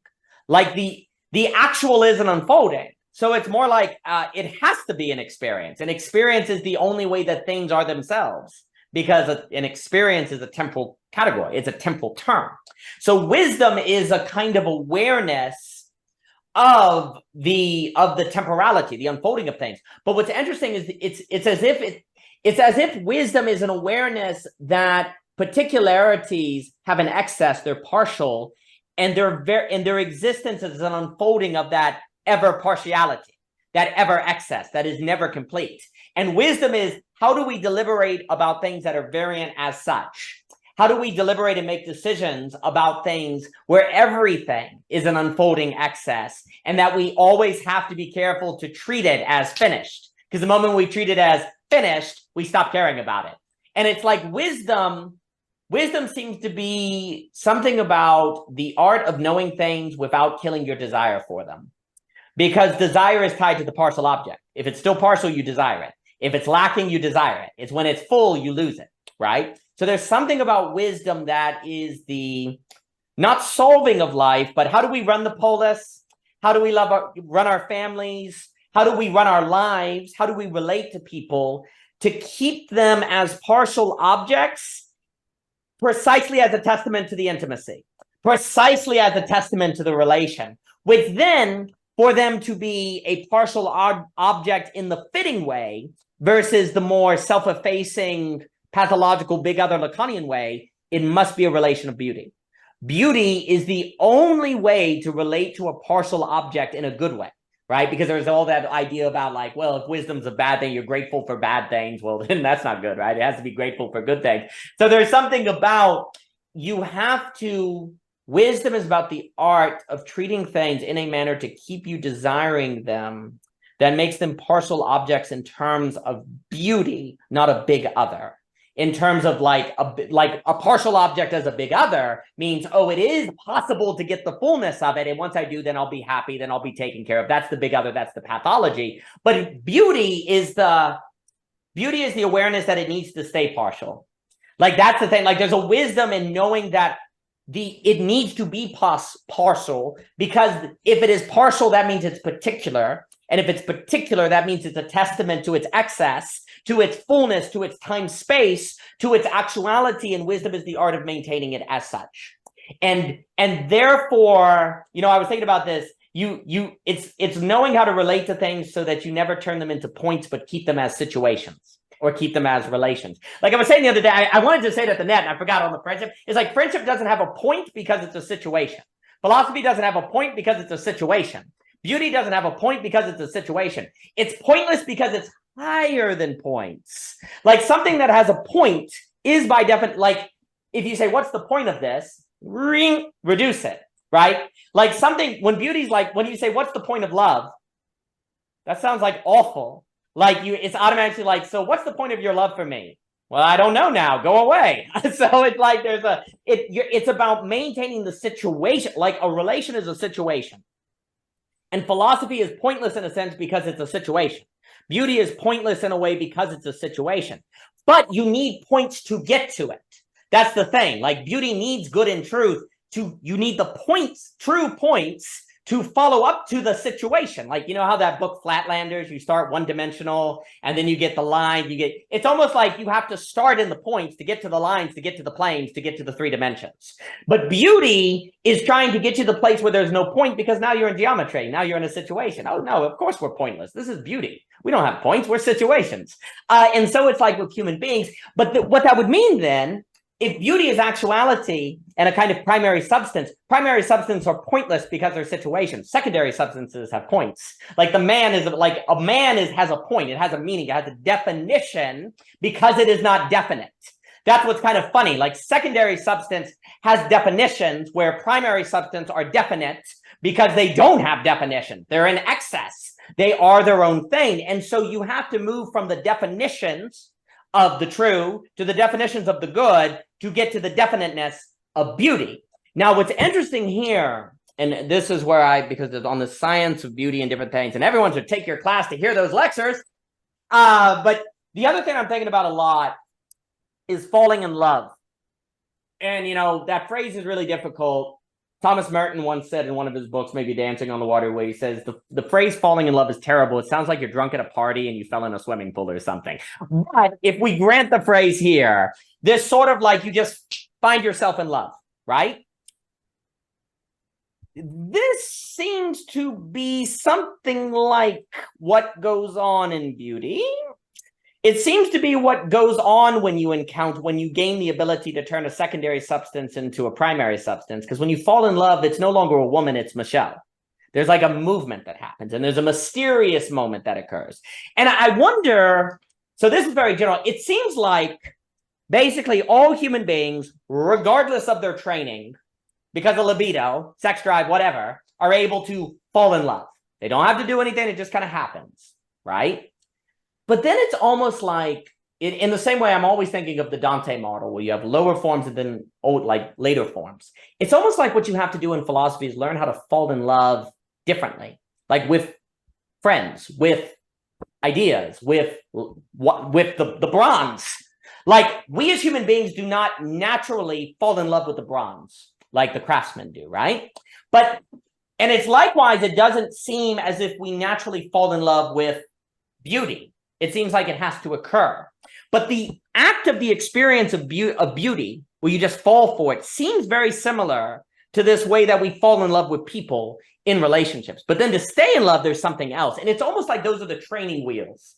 I wonder something like this. It's almost like falling in love, I'll just say romantically. I know these are general categories. That's almost like the training wheels. You almost say that's like God's grace. Okay, this is the experience. I'm just going to make it natural. You just naturally. Now, but okay, as you get older, you've got to figure out how to create the conditions where that's going to happen in regard to friendship, in regard to philosophy. Okay, but you know it's possible because you had this thing as a result of puberty. Now that that's occurred, you need to somehow figure out cultivating the character to fall in love with reality, with the world, with God, right? And it's almost like there's something about wisdom that is knowing how to fall in love again, like with beauty, like to be taken by something. And it's like, I think also falling in love, though, is conditioned, because I think people fall in love with people who are, you know, the people you fall in love with seem to be tied to the things you've done in your life, the kind of things you're interested in. Like there's some sort of like cultivation that occurs there that impacts who you fall in love with. And so likewise, your ability to say fall in love with a friendship or with philosophy and just find yourself taken by the excess of that particularity seems tied to a conditionality, but it's a conditionality that is not guaranteed by time. Like if I were to say, you guys need to train to fall in love, how do we do that? There seems to be a way to do it or to kind of influence it, but it's also like not guaranteed or anything, right? Like this kind of falling, like the moment when Dante sees Beatrice and for some mysterious reason of all the women, all of the women vanish in a way. And this woman becomes Beatrice. The secondary substance becomes primary substance. And it's a similar thing, like if you fall in love with writing. Of all the subjects, you know, writing's a subject, science is a subject, philosophy is a subject, and suddenly writing moves into a prime. Writing is different. Philosophy is suddenly different. Craftsman is suddenly different. And there's a reason. And it's like, how do you do that? And then it's almost like whatever that thing is, that in its particularity shines forth, it has a kind of beauty, that is the thing that you need to condition yourself in relation to. Because in the same way, I guess the way I'm thinking about it, I'm saying a lot because I'm trying to, it's like this falling in love thing is like what we do in teenage or 20s is like the training wheels for the older. It's almost like if you fell in love, if you fall in love with Michelle and then you're like, well, let me train, but hold on now, let me make sure I'm still capable of falling in love with other women. That seems really perverse, right? Well, likewise, if you fall in love with like bronze making or fall in love with philosophy, and you're like, but no, let me make sure I could still fall in love with science and still find beauty in other things. There's something like perverse about that or something problematic about that versus just let yourself be taken by the thing, right? And it's almost like that's where you let the excess of things take you. That's where you let the thing that's a partial object come alive for you and then pull you along. It exists outside of you and you're trying to honor it. And that's kind of what like it's almost like metaphysics has something to do with falling in love. Like metaphysics is about, wisdom is about falling in love as an adult, like after marriage, like after older on, like as like, it's about that same phenomenological experience beyond the training wheels that we all get kind of biologically. I said a lot, let me throw it back to you. And then being grateful for that. Like, can you be grateful for falling in love? Like that's like when if I'm like, I'm grateful I fell in love with Michelle. Why would you be grateful than that? Because you know it didn't have to happen, but then when it did, it felt like it did, but it's not a transaction. There's something about this seems to be the phenomenology where this question of gratitude comes out as well, but I give it to you. It's almost a feeling of destiny. Yeah. A lot said, Daniel. A lot said. I think the first part I would say responding to that is remember, you can have a friendship on pleasure and utility. There's nothing blocking that. Like, I think the kind of big thing, right? Just so we're not Gnostics, right? So Christians generally are not Gnostics, nor are Muslims. To say that so when we make our claims to say everyone has access to God, right? That God's love is accessible to all of us. There is no privileging to certain individuals. They get access and others don't. That's a really radical claim. What that means is if God is the ultimate reality of all things, what that is implying is that means that every individual has access to reality in its fullest absolute sense.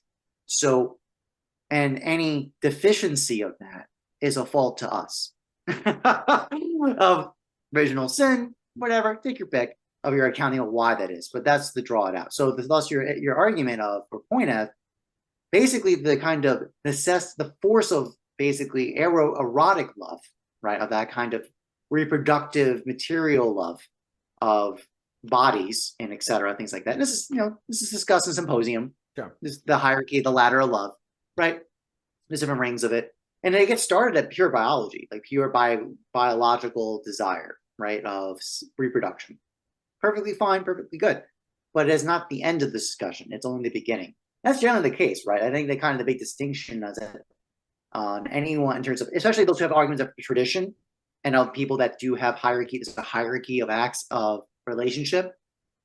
We say, yeah, everybody has equivalent access, but people by ordering of their character are certain levels of relationship to it. It's natural. It's just that's a perfectly natural and just situation. So thus, we can all fall in love on a biological imperative and on a utility imperative. But then to move to the next level, virtue is another. That's a discussion of character to enter that phase. And more particularly, virtue is absolutely a definite excess. It is that kind of particular object, and one of the most radical kind, because where is virtue, right? There's a really interesting point about it because on primary and secondary substance. So a virtuous man, right? That's a generalization. That has also to be particularized to the virtue for Daniel, the virtue for Thomas, right? And that demands our particular circumstances and moments, and in both in terms of an ontological reality that we are more in existence actual, and beauty is that's kind of one of the marks of beauty. It persists over time, right? It's a kind of redounding over time kind of excellence of what we do. You will know him by his fruits, right? That's an argumentation of causation, right? Of kind of and of consequences from certain actions and beliefs and thoughts, and virtues you have inside. Let alone the particulars, the generalization of a virtuous man or a virtuous microphone or a computer. These things are well functioning. Their function is a demand in a particular circumstance too. No function ever really happens in pure abstraction, by the way, right? It's always in a particular. It's very fast. So that question, that chain of virtue, it's incredibly interesting because I talked to Michelle about this once randomly on an Instagram message. Biologists, they accept still the species demarcation by the argument of basically by these two entities reproducing, they reproduce. That's what makes it a species. That the form data of DNA gets reproduced, right, through the generations. So it's almost like how can you give an account of the virtue that's different from me and you, Daniel? We have virtue as man. It's because there's a commonality in our particulars of our virtue that bind us, that are common, even though they're maybe individually different because you do writing, I do typography. So though this diversity applies out in our particular applications of the function, but yet there's a commonality of well function, aka fluency. And that's the thing. Fluency is a measurement in time. It's a figure in time. That's what fluency is.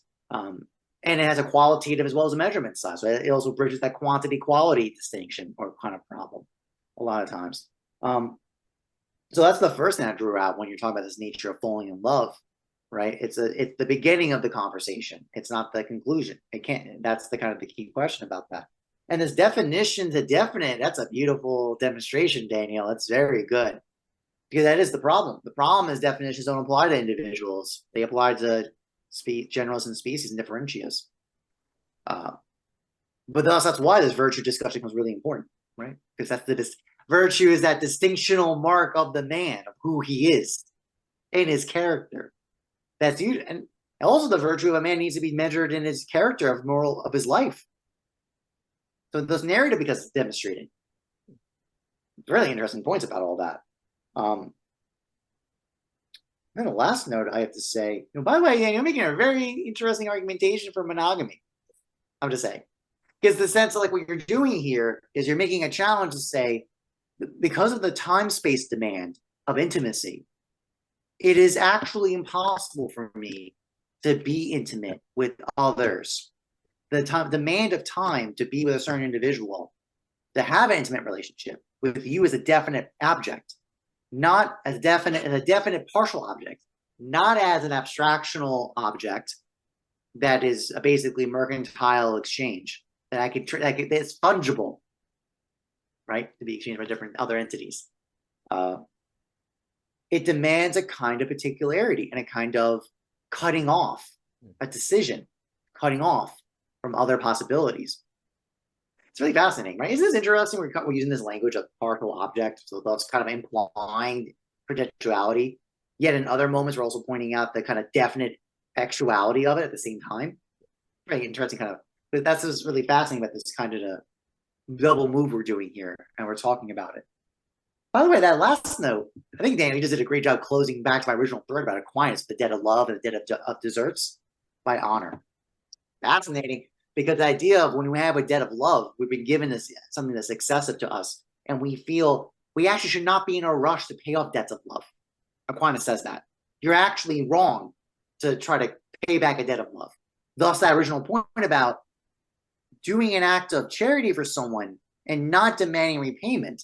And actually, when you're given that kind of debt of love, when you're given it an act of mercy, you should not be so quick to pay it off. So actually, on that, even under that example of the guy you give $100 to pay for his meal, you know, if he wants to pay in a pure justice of desserts, he would give you back that money immediately. Like he has to get it back to you immediately. But then he's violating a debt of love in that case. Yep. He's actually taking away from you the goodness of the virtue of that act that you did. Because also there's and from an Islamic point of view, there's a very famous line of that, you know, God is the abaser of sin. In a sense, he hides it. He actually, when he says in his mercy, he counts your specks of goodness, your little specks of goodness on a scale disproportionate to your piles of sin. That basically the ontological reality of your acts of goodness are captured in eternity. And that is the virtue you get carried with you in your soul as you get in your last judgment. And in the mercy, those acts of goodness are so penetratively dense that all your sin and error and the basically non-being doesn't count. It basically gets swayed out by those specks of goodness. So that's part of God's mercy. That's part of an Islamic commentary about that.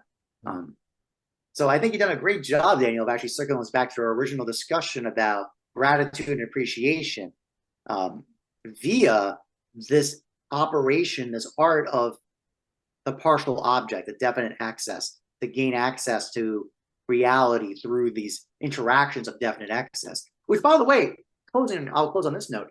That is absolutely true. Beyond just falling in love with individuals, right? Woman becomes Michelle, for example. Right?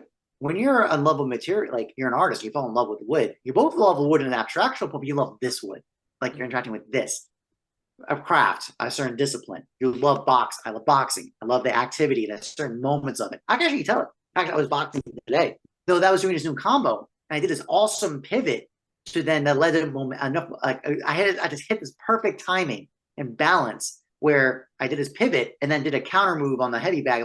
I was like, yes. I did. It's just like, you just love it. You just ate that up. You drank life. You just ate it up. It's all these moments of appreciation. You're taking it in. You're tasting it. I think that's absolutely the kind of cultivation of character to apprehend that, and you become desirous of it. You obviously, and you can't force it. Like you said, you cannot grab. You can't demand it. It's given to you as a gift. And you become patient to be awaiting for this, basically. They kind of almost like you kind of get a taste of it. And you realize that if I keep participating and going down this path, I will get more opportunities to interact with it, to be adorned by this beauty, the beautiful in these different disciplines and modes. You know, I want to problematize this discussion in one area. And this is a common thread in Plato's dialogue I talked about in my lecture series.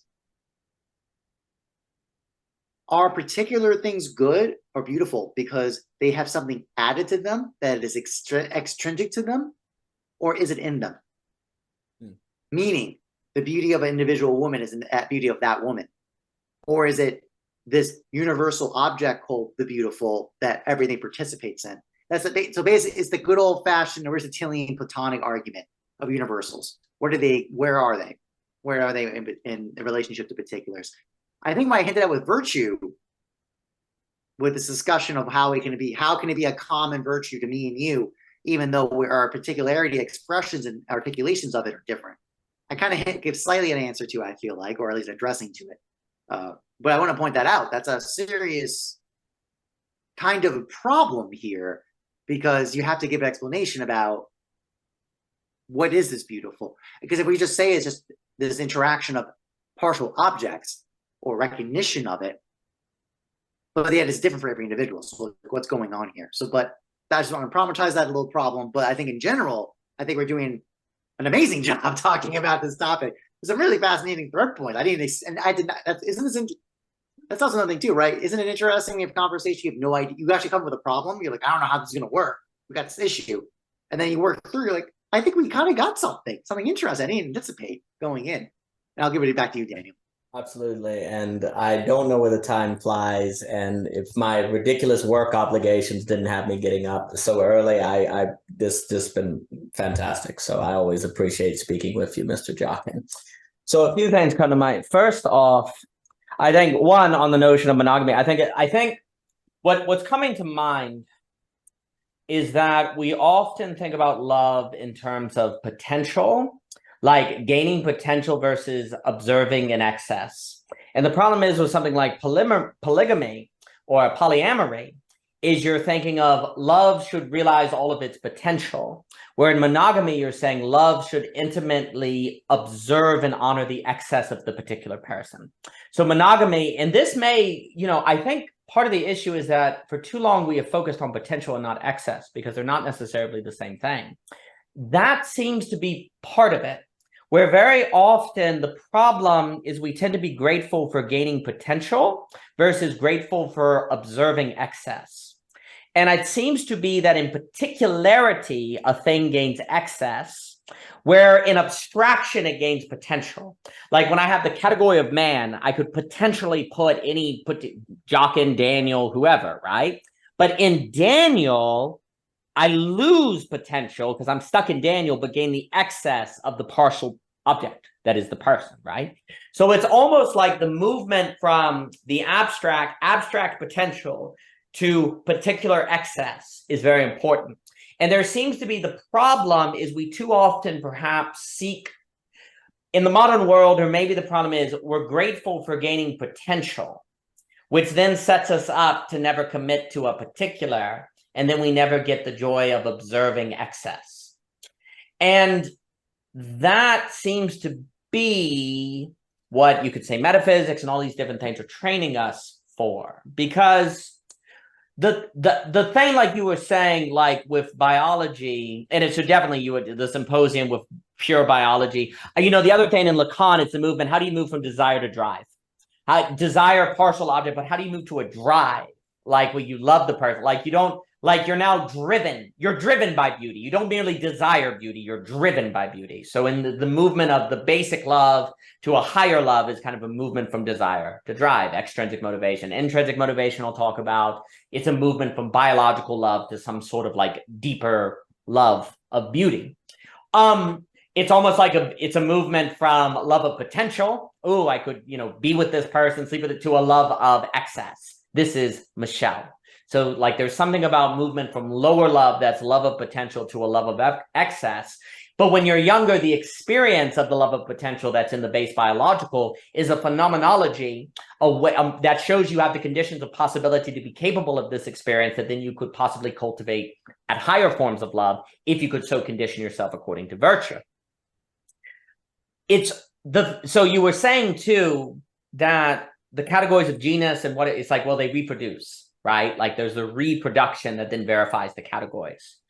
It's almost like a thing. The confirmation that a thing is the fact that it's excess, that it has excess. Like excess and reproduction seem similar, right? Like the excess a thing gives off, or like not gives off, but has in it, is like there's a creation in it. There's a moreness to it. And reproduction is a kind of moreness.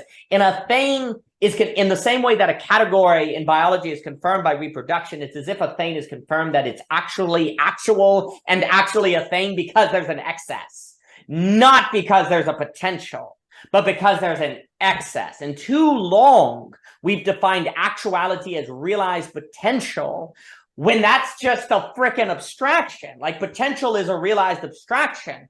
Actuality is a thing with an excess. Yes, there is a sense in which actualities have potential, but they have potential in excess. And so it's linked to the excess, which means the actuality is first, just like Aristotle is saying, right? So then the relation between things is that they all share excess. That's that's the point of relation, right? Because we're asking, how do people relate? How do things relate that are different? The grounds of the relation is the excess. All things that exist and are actual have an excess, right? And it's almost like between you and me, or particular persons, Daniel and Jockin, or a friendship, our relation is the excess. The things we relate is that we both have excess. And we go into the conversation not knowing what we're going to say, but it's like, I know that Jockin is an excess that I never fully know because he's a partial object because he has an interiority. I know I am that to him. And also, we have no idea what we might talk about when you bring those two partialities together that then is an excess of us. And the excess of which then is experienced as kind of like, whoa, what's this going on? Just like falling in love. Wow, Michelle, like beauty. Whoa, the conversation gets an agency of its own. It's as if the excess has an agency of its own that is in the particularity that then is experienced by the actuality as kind of imposed on it, and it's glad of it. You are glad of the excess that now is experienced as agency that's taking on a life of its own. And it's as if philosophy and virtue are about getting to the place where you can experience the gratitude of this experience of agency that then of excess, ergo beauty, that has an agency on you, and you're glad that you're being pulled by it, and that you're glad that you can relate to all primary substances, actual particular people who have that access, and you're glad that things have an excess that will always be lacking, because those are the conditions that make possible the situation in which you can experience an agency beyond yourself that then pulls you towards something that feels more actual than ever before. And that is found in friendship. And that is the thing you're grateful for, which is not merely transactional because it is not guaranteed, because you cannot guarantee an excess because the excess is always beyond calculation. The excess is always beyond the transaction, is always beyond what you can know ahead of time. You have to go into the thing. And then you are grateful for that experience. And that seems to be the highest form of gratitude. And that seems to be a virtue. That seems to be friendship, the end in of itself, because it's the situation of wisdom. And I think it's an experience of intimacy and friendship. And so, Mr. Jockin, thank you, sir. I've enjoyed it immensely. It's always a pleasure. Absolute pleasure. Thank you for your time. Thank you, sir.